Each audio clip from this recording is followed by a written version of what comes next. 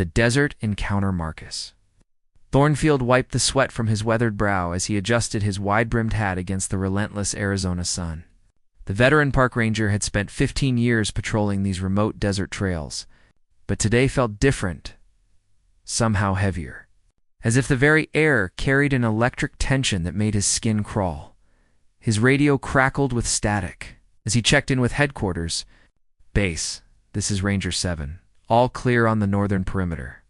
No sign of the missing hikers." The response was garbled, barely intelligible through the interference that had been plaguing communications all week, as Marcus rounded a cluster of ancient saguaro cacti. He spotted movement near Devil's Canyuna figure, stumbling between the rocks, clearly in distress. The person appeared to be wearing some kind of metallic clothing that shimmered strangely in the heat waves. Marcus quickened his pace, his hand instinctively reaching for his water bottle, drawing closer. He could see it was a woman, though her appearance was unlike anything he'd encountered. Her skin had an unusual pale, almost translucent quality, and her hair seemed to shift colors in the changing light. She collapsed just as he reached her, her breathing rapid and shallow. "Ma'am, can you hear me?" Marcus knelt beside her, immediately recognizing the signs of severe dehydration. Without hesitation, he uncapped his water bottle and gently lifted her head. "Easy now. Small sips." The woman's eyes fluttered open brilliant violet orbs that seemed to hold depths Marcus couldn't fathom. She drank gratefully, her strange clothing rippling like liquid mercury as she moved. When she tried to speak, the words came out in a melodic language he didn't recognize, though her gratitude was unmistakable. "My name is Marcus," he said slowly, tapping his chest. "I'm here to help." She seemed to understand, placing a delicate hand over her heart and speaking a single word. "Zephyra." Her voice carried an otherworldly resonance that made the air around them vibrate slightly. Marcus helped Zephyra to his ranger station, a small outpost built into the canyon wall. She recovered quickly, too quickly for someone who had been near death from dehydration.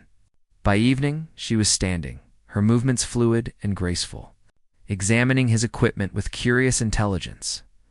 Despite the language barrier, they managed to communicate through gestures and simple drawings. Zephyra sketched star patterns in the sand that Marcus didn't recognize, pointing repeatedly to the sky. Her urgency was palpable, as if she was trying to warn him of something. As night fell, Zephyra became increasingly agitated, repeatedly gesturing toward the horizon and speaking rapidly in her musical language. Marcus offered her food and a place to rest, but she shook her head vigorously, backing toward the door. Before he could stop her, she pressed something into his palm, a small, crystalline device that pulsed with soft blue light. Then she was gone, vanishing into the desert night as mysteriously as she had appeared, leaving behind only the lingering scent of ozone and Marcus's racing questions. He stared at the crystal in his hand, its light pulsing in rhythm with his heartbeat. Whatever had just happened, Marcus knew his life would never be the same. The invasion dawn broke with an unnatural crimson hue that painted the desert landscape in shades of blood and fire. Marcus stood outside his station, coffee growing cold in his hands as he watched massive shadows eclipse the rising sun. What he had initially mistaken for storm clouds revealed themselves to be something far more terrifying. Ships, dozens of them, each the size of a city block, their sleek black hulls absorbing the morning light like cosmic predators. They moved with impossible silence, defying everything Marcus knew about physics and aerodynamics. His radio erupted with panicked voices from across the state. "Base to all units, we have multiple unidentified aircraft over Phoenix Snow. These aren't aircraft, dear God. What are those things?" The crystal Zephyra had given him pulsed frantically against his chest, where he'd hung it on a cord. As the first ship settled into position above the canyon, massive panels along its belly began to glow with the same violet energy he'd seen in her eyes. A beam of light descended from the ship, and within it materialized creatures that made Marcus's blood freeze. They stood 9 feet tall, their bodies covered in chitinous armor that gleamed like polished obsidian. But it wasn't their alien appearance that struck fear into his heart. It was what they rode. The beasts defied description. Imagine the primal fury of a saber-toothed tiger crossed with the armored hide of a rhinoceros, their eyes burning like molten gold. Each creature was the size of a small elephant, with razor-sharp claws that left deep gouges in the rock as they moved. Their riders controlled them with an ease that spoke of centuries of symbiosis between species. Marcus ducked behind his station as the first wave of riders thundered past, their mounts' roars echoing through the canyon like the death cries of prehistoric gods. The sound of their passage was like an earthquake, giving voice a rhythmic pounding that seemed to shake the very foundations of reality. More ships arrived by the hour, disgorging endless streams of warriors and their terrible mounts. The desert floor became a sea of moving shadows as columns of the invaders spread out in perfect military formation. Their tactics were flawless, their coordination absolute. Through his binoculars, Marcus watched as they systematically dismantled human resistance. Military jets screamed overhead, their missiles exploding harmlessly against the ship's energy shields. Tank columns advancing from the nearby base were scattered like toys by the alien cavalry, their riders wielding weapons that turned armor into slag with surgical precision.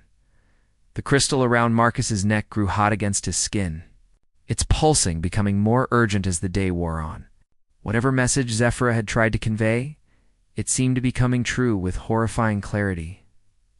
By noon, the initial shock had passed, replaced by the grim reality of occupation. The aliens Marcus had started thinking of them as the riders had established forward posts throughout the region.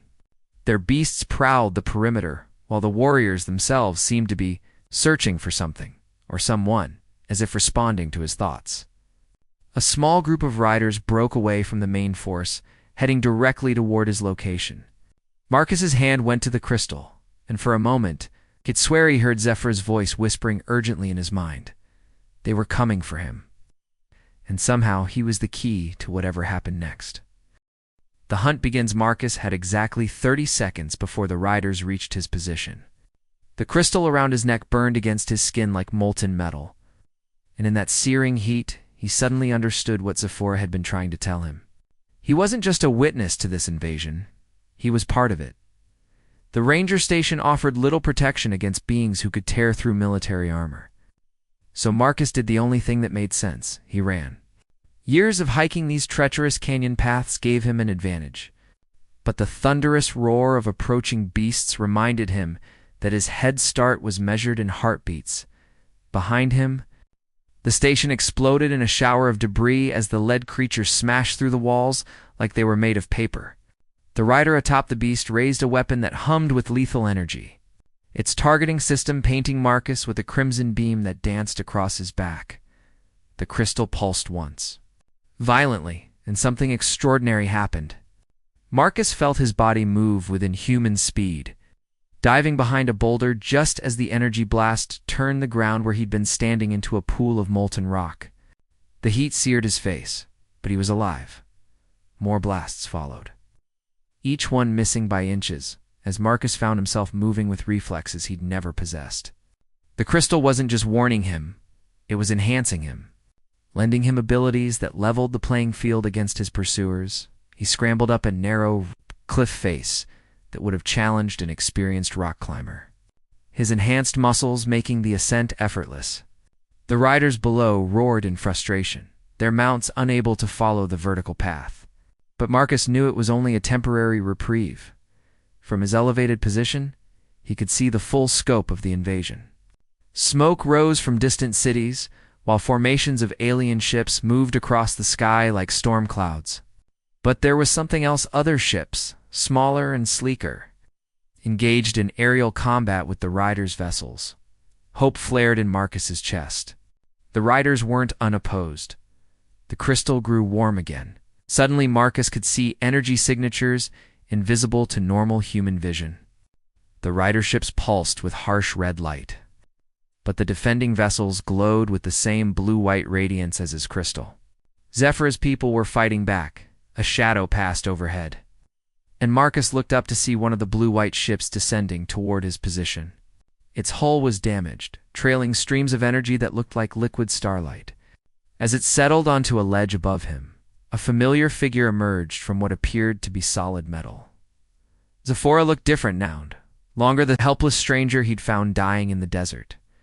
She wore armor similar to that of the riders, but crafted from some material that seemed to absorb and redirect light. In her hands was a weapon that hummed with barely contained power. "Marcus," she said. And this time he understood every word despite her alien tongue. The crystal was translating for him. "You kept the beacon safe. Because of your kindness, we located their invasion route in time to mount a defense." Beacon. Marcus touched the crystal around his neck. "A quantum communicator," she explained as energy. Blasts began striking the rocks below them. The riders had found a way up. "When you shared your water, you saved not just my life, but potentially millions of others. The invasion was meant to be a surprise, but your beacon allowed us to warn our allies and prepare." The sound of approaching beasts grew louder. Zephora checked her weapon and looked at Marcus with grim determination. "Now we must ensure the beacon reaches our command ship. Are you ready to finish what your compassion started?" Marcus looked at the crystal, then at the approaching enemies, and finally at the alien woman who had trusted him with humanity's fate. "Let's go save some worlds." The alliance, the battle for the canyon, raged with an intensity that defied comprehension. Marcus and Zephora fought back-to-back on the narrow ledge, her alien weapon carving brilliant arcs through the attacking riders, while the crystal's power allowed him to dodge attacks that should have been impossible to avoid. Below them, the landscape had transformed into a war zone. Zephora's people, she called them, the Valorians, had established a defensive perimeter around the canyon. Their sleek fighters danced through the sky in aerial combat with the riders' more brutish vessels, creating a light show that would have been beautiful if it weren't so deadly. "The beacon must reach the command nexus," Zephora shouted over the din of battle, pointing to a massive Valorian ship that hovered like a crystal cathedral above the chaos.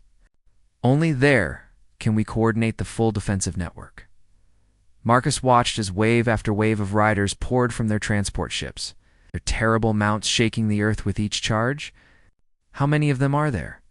"This is merely a scouting force," Zephora replied grimly, her weapon dropping 2 more riders as they crested the cliff face. "The true invasion fleet numbers in the thousands. But if we can hold them here, buy enough time for the other worlds to prepare." ... She didn't finish the sentence, but Marcus understood. This wasn't just about Earth. It was about an entire galactic community under threat. A new sound echoed across the canyon, the howl of human jet engines. Marcus looked up to see a squadron of F-22 Raptors diving toward the battle, their missiles streaking toward the rider positions. Behind them came attack helicopters and ground forces, humanity finally mobilizing to defend its home. "Your military learns quickly," Zephora observed with something like admiration as the human aircraft began working in coordination with Valorian fighters. Primitives' weapons, but used with intelligence and courage. The tide of battle began to shift. The riders, caught between human military might and Valorian technology, found themselves being pushed back. But Marcus could see reinforcements arriving on the horizon, larger ships disgorging fresh waves of the alien cavalry. "We need to get that beacon to your ship now," he said. "Before they bring in the heavy artillery." Zephora nodded, activating something on her armor. A shimmering field surrounded them both. Personal shields. "They will protect us during transport." Transport. Marcus barely had time to ask before the world dissolved around them. He found himself standing on the bridge of the Valorian command ship, surrounded by beings who looked similar to Zephora, but dressed in elaborate uniforms that marked them as military commanders. The view screen showed the battle raging below, tactical displays mapping troop movements across 3 continents. The beacon carrier. One of the commanders acknowledged Marcus with a respectful nod. "Your species shows promise. You chose compassion over suspicion when first contact was made." Marcus removed the crystal from around his neck, feeling its weight both physical and symbolic. "What happens now?" "Now," Zephora said, taking the beacon and placing it into a receptacle at the center of the bridge. "We coordinate the defense of 17 worlds simultaneously." The beacon's light exploded outward. connecting with similar devices across the galaxy. On the screens, Marcus watched as defensive fleets materialized above Earth's major cities, while similar scenes played out on alien worlds he couldn't begin to imagine. The riders seek to conquer through overwhelming initial strikes, the commander explained. But advance warning allows preparation, and preparation breeds hope. Through the view screen, Marcus watched as the rider forces below began retreating to their ships. Their surprise advantage was gone, and they faced a coordinated galactic response they hadn't expected. But as they withdrew, the largest rider ship turned its weapons toward the human settlements below, preparing for one final, devastating strike. The new Daunt the Rider dreadnought's weapons began to charge, energy building in massive arrays that could level entire cities. Marcus watched in horror as targeting beams painted Phoenix, Tucson, and a dozen smaller communities with the crimson light of impending annihilation. "Can we stop them?" Marcus asked desperately. "Not from here," Zephora replied, her hands flying over alien controls. "But perhaps from there." She pointed to a single-person fighter craft docked at the ship's edge. It was sleek and fast, designed for reconnaissance rather than combat. But it carried one weapon that might make the difference up. Quantum disruptor capable of overloading the dreadnought's power core. "I'll take it," Marcus said without hesitation. "You don't understand the technology? Then come with me. Two people can handle it better than one." Zephora looked at the tactical display, where human and Valorian forces were still engaged with the retreating riders. "The mission is likely suicide. The fighter must penetrate their shields and strike at point blank range." Marcus thought of the park rangers under his command, the hikers he'd rescued over the years, the families living in the cities below. Some things are worth the risk. Minutes later, they were streaking through the battle-torn sky in the small fighter, dodging energy blasts and debris from the ongoing conflict. The crystal, now integrated into the ship's systems, provided Marcus with tactical awareness he'd never imagined possible. "Shields at maximum," Zephora called out as they approached the dreadnought. "When I give the signal, transfer all power to the disruptor." The massive ship's defensive batteries opened fire, filling the space around them with deadly energy. Marcus felt the ship buckling under the assault, systems failing one by one as they pushed deeper into the kill zone. "Now," Zephora shouted. Marcus slammed his hand down on the firing control, feeling the ship's entire power grid surge through the quantum disruptor. The weapons beam lanced out, striking the dreadnought's exposed core with surgical precision. For a moment, nothing happened. Then the enemy ship began to collapse in on itself, its own massive energy systems turning inward in a cascade failure that consumed the vessel from within. The explosion, when it came, was visible from orbit, a new star blooming briefly in Earth's sky. The remaining rider forces, seeing their flagship destroyed, accelerated their retreat. Within hours, the last of their ships had vanished into hyperspace, carrying word of Earth's unexpected defense to their commanders. In the weeks that followed, Earth transformed. Valorian technology merged with human innovation, creating advances in medicine, energy, and space travel that would have taken centuries to achieve alone. The crystal that had started it all became the template for a new generation of quantum communicators, linking Earth to a galactic community it never knew existed. Marcus found himself appointed as Earth's first interplanetary liaison, working with Zephora and her people to establish formal diplomatic relations. The ranger station where their friendship began became a monument to the power of simple human kindness. "You know," Marcus said one evening as they watched the sunset from the canyon rim. "I never did finish my patrol that day," Zephora smiled, her violet eyes reflecting the fading light. "Perhaps some patrols are meant to last a lifetime." Above them, the stars shone brighter than ever before. No longer distant points of light, but beacons of hope in a galaxy where compassion had proven stronger than conquest. And in the desert where it all began, water still flowed from ancient springs, ready to be shared with any stranger who might need it.